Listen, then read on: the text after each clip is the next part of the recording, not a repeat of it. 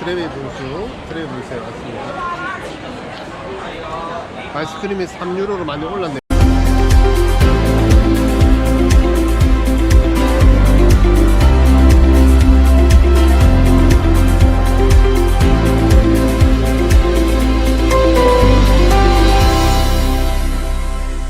네, 반갑습니다.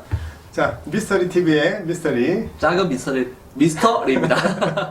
네, 아직까지 조금. 예, 아직 안 붙네요. 네, 예. 작은 미스터리. 네, 네. 우리 차장입니다. 자, 그래서 오늘은 지난 편에 이어서 네.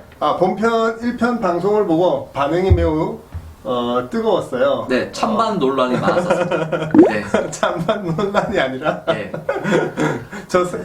저 사람이 로봇인가 사람인가. 아, 저요? 네, 아주 기계적인 그런 리액션, 아주 영혼 없는 리액션. 저도 굉장히 여유로운데, 여유롭고, 네, 진심을 담아서 하는데, 오해가 있는 것 같습니다. 아, 그렇군요. 찬반 논란이 아니라, 네. 어쨌든 로봇 리액션에 대한 반응이 나쁘진 않습니다. 예. 네. 자, 그래서 지난 시간에 우리가 이제 유럽 허니문을 자유여행으로 가면 안 된다라는 부분에 대해서 우리가 일반 여행하고는 좀 상황이 다르다. 예. 여행 전에 준비해야 될 것도 많고 스트레스도 받고 네.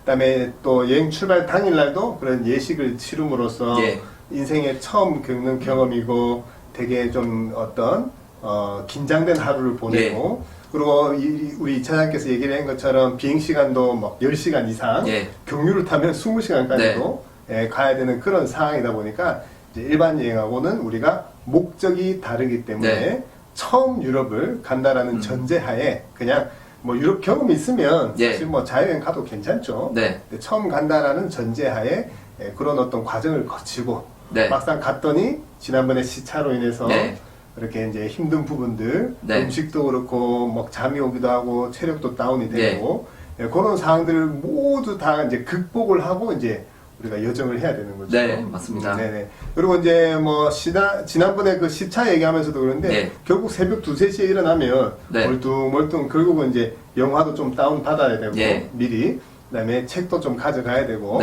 그런 것들도 소소한 뭐 팁이라면 팁인데요. 그래서 그런 시차 아주 좀 중요한 부분입니다.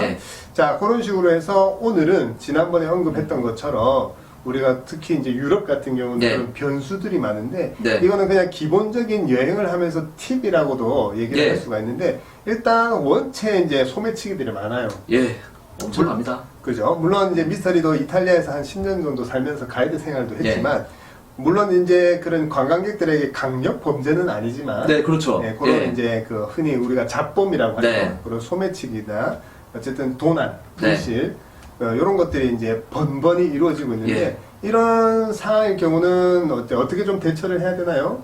도난이 일어났을 때 뭐 사실 일반 소비자분들 같은 경우는 당황할 수밖에 없습니다. 그러니까 어떻게 보자면 지금 이거는 팁이라 말씀드릴 수 있는데 기본적으로 관공서나 경찰서로 바로 가셔야 되십니다. 그래서 우리가 한국에서 보상을 받기 위한 전제 조건은 여행자 보험이죠.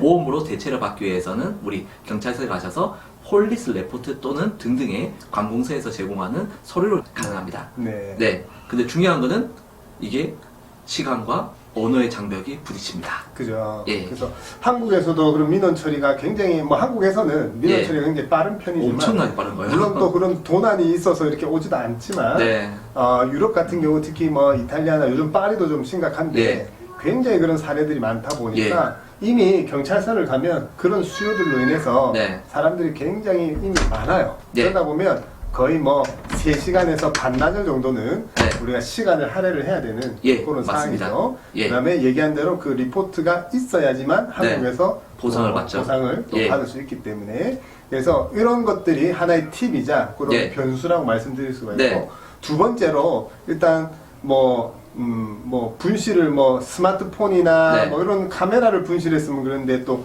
여권을 분실하게 되면 최악의 상황입니다. 최악의 상황이죠. 그러면 이건 또 어떻게 해야 될까요? 우리나라 대사관을 가야 되는데요. 정말 뭐 불행 중 다행히 이탈리아 같은 경우에는 로마의 대사관이 있지만 예를 들어서 사실 로마에 계신 분만 없거든요. 시온여행 이탈리아 가셨을 때 예를 들어서 베니스에 있다. 그러면 뭐 정말 더더욱 최악의 상황이라 보시면 되시겠습니다. 쉽게 설명을 드리면은 예. 대사관은 서울에 있는데 예. 우리가 부산에서 여권을 불신한 네. 거예요. 그럼 결국은 서울까지 가가지고 예. 또 대사관을 가서 또 아까 1년의 그런 과정들을 예. 거쳐서 재발행을 받아야 되는 맞습니다. 거죠. 예. 그래서 그런 것들이 또 시간과 비용이 어마어마하게 많이 드는 그런 네. 상황이라고 말씀드릴 수가 있고, 또 대사관을 막상 갔더니 또 사진을 찍어 오라는 거예요. 왜냐면은 여권을 그죠? 저기를 또 만들어야 되니까. 예. 근데 뭐 유럽 같은 곳이 사진 찍는 곳이 지금 한국에는 많이 없어졌지만 사진관이 예. 유럽도 그런 게 쉽지가 않아요. 그래서 그런 소소한 것들이 매우 스트레스고, 그래서 분실을 안 하는 게 가장 좋은 방법이지만 여행을 하다 보면 그런 잠재적인 리스크는 항상 있다라는 거고요. 네. 여담이지만 우리 이 차장께서도 뭐 여담이지만 여권과 현금이 같이 든 가방을 통째로 잊어버렸어요. 네. 근데 부산에서 잊어버렸어요. 예. 그럼 어떻게 해야 될까요? 이제 국어를 해야죠. 아, 맞아요. 네. 예, 맞아요. 그러니까 뭐 국어라는 건 좀 웃자고 하는 얘기였고, 뭐 사실 제일 좋은 거는 주변에 우리 어떻게 보자면 동포지 않습니까? 네. 한국 분들에게 도움을 요청할 수밖에 없습니다. 네. 네. 그러니까 예전에 미스터리도 가이드 생활을 할 때 이제 같은 한국 사람이 저한테 와서 이제 울먹이는 목소리로 이만저만해서 현금과 여권을 다 분실을 하게 됐는데, 자기가 뭐 예를 들어서 전화기도 그때 당시에는 뭐 스마트폰도 없었고요. 그러다 보니까 통신 수단도 어려웠고, 그래서 울먹이면서 사정할 때라고 결국은 그냥 많은 한국 분들을 인솔하고 다니고 깃발 들고 있으니까 저 사람이 현지에 살고 있는 가이드구나 싶어서 저한테 와서 결국은 이만저만해서 계좌번호 뭐 이렇게 해서 돈을 좀 빌려달라. 예를 들어서 뭐 로마까지 갈 수 있는 차편 차비라든지 이제 그런 식의 이제 상황들이 벌어지는 거죠. 그러니까 사실 이제 이런 것들이 하나의 중요한 여행의 팁이기도 하지만, 물론 요 정도 팁은 다 알고 가시지만, 근데 이런 변수가 생겼을 때 그걸 극복할 수 있는, 지난번에 얘기한 대로 시간이 내가 여유가 많거나 그 다음에 혹은 경험이 많거나, 그러니까 이제 우왕좌왕하지 않고 어떤 변수가 일어났을 때 바로바로 좀 대처할 수 있는. 그 다음에 미스터리가 유럽에 이탈리아를 가가지고 처음에 살 때 제일 먼저 배웠던 단어가 우리나라 말로 파업이에요. 파업. 영어로는 스트라이크라고 하고, 이탈리아 말로는 쇼페로라고 하는데, 일단 유럽은 우리나라보다 일상적인 그런 파업들이 좀 많은 편이에요. 그래서 사전에 인폼이 없이 그냥 자유여행을 다니다 보면 언젠가는 또 대중교통 운영이 중단돼 있는다든지 어떤 그런 식의 변수가 매우 많은 거예요. 그러면 지난 시간에 또 연결해서 얘기를 하면 20일씩 30일씩 길게 배낭여행 가는 분들은 그런 상황이 왔을 때 그걸 극복할 시간이 있는데, 예를 들어서 6박 8일 그죠? 뭐 5박 7일 이런 식으로 유럽을 갔는데 그런 일들이 벌어진다라는 것을 가정을 해보면 과연 그 상황들을 내가 유연하게 잘 대처할 것인가, 이런 것들이 이제 사실 가장 중요한 거죠. 맞습니다. 그래서 그런 부분들을 다 감안을 해서 우리가 유럽을 갈 때 처음 간다면 적어도 어떤 상품을 좀 활용을 하는 것도 나쁘지 않다라고 이렇게 결론을 좀 지어 볼 수가 있겠습니다. 그래서 실질적으로 그 다음에는 이제 언어적인 부분도 좀 작용을 하죠. 왜냐면은 뭐 당연히 뭐 이제 영어권도 아니고 물론 관광지에서는 영어가 통하긴 하지만 그래도 어쨌든 그런데 오는 불편함들이 있다 보니까 그런 것들도 하나의 극복해야 될 그런 과제라고 또 생각을 하고 있습니다. 자, 그래서 오늘은 뭐 전반적인 어떤 그런 부분들에 대해서 1편과 2편으로 나눠가지고 일단 자유여행을 가면 안 되는 이유에 대한 뭐 간단한 이유를 먼저 들었고요. 그 다음 편에는 이제 어떤 식의 허니문 상품 패키지가 있는지, 혹은 자유여행 갔을 때 비용 차이는 어떻게 되는지, 그 여행의 컨셉에 따른 우리가 이제 추천 방법이라든지 이런 거에 대해서 한번 또 얘기를 해볼 수가 있겠고요. 그 다음에 오늘 뭐 말씀드린 내용에서도 우리 이 차장께서 또 하고 싶은 얘기가 좀 있나요? 했던 얘기들 중에. 지난 방송과 이번 방송 같은 경우는 사실 뭐 구태연연한 모두가 알고 있는 내용보다는 약간 현실적인 부분 말씀을 많이 드렸습니다. 그런데 저희가 이렇게 웨딩 박람회나 이런 데 가서 상담을 해보면 의외로 유럽 여행을 처음이 아닌데 이번에 두 번째인데 또 허니문 가신 분이 있습니다. 근데 그런 분들이 왜 웨딩 박람회에서 상담을 받을까요?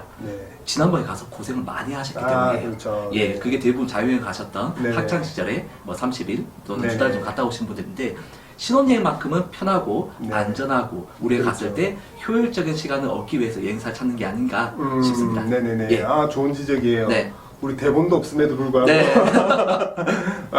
이런 게 이제 우리가 경험에서 나오는 예. 얘기들인데, 그래서 얘기를 조금만 덧붙여서 정리를 하자면, 예. 어쨌든 의외로 예전에 학창 시절에 배낭여행으로 다녀오거나 유럽을 예. 다녀오신 분들이 이번에는 허니문이고 네. 또 예를 들어서 신부님들이 대부분 유럽을 좀 원하시는데 네. 신랑님들은 신부님 따라오는 경향이 많아서 네. 그래서 그런 어떤 신부님의 입장에서 신랑님을 또 배려하는 예. 차원에서 그나마 조금 수월하게 예. 어떤 상품을 좀 활용을 하는 것도 오히려 그게 낫다라고 오히려 이제 경험이 있으니까 예. 판단을 그렇게 네. 할 수도 있는 거죠. 물론 경험이 있어서 자유여행을 더 완벽히 할 수는 있지만 예. 그때하고 지금의 허니문 때하고는 여행의 다르죠. 목적이나 예. 취지가 다르기 때문에 네. 오히려 그런 상품을 활용을 한다는 네. 아주 좋은 어떤 지적을 또 예. 마지막에 또 해주셨어요. 경험입니다.